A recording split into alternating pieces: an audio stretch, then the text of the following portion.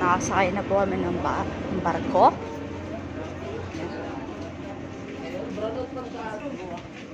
Si Scan.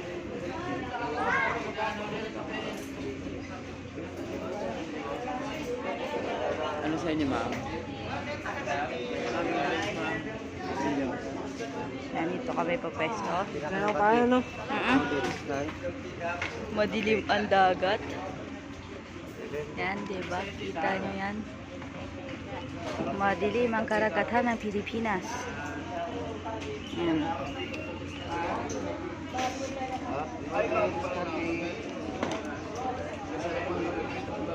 Yan.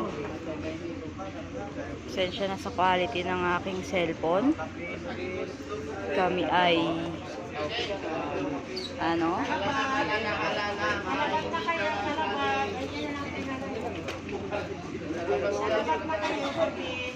tagal namin naghintay.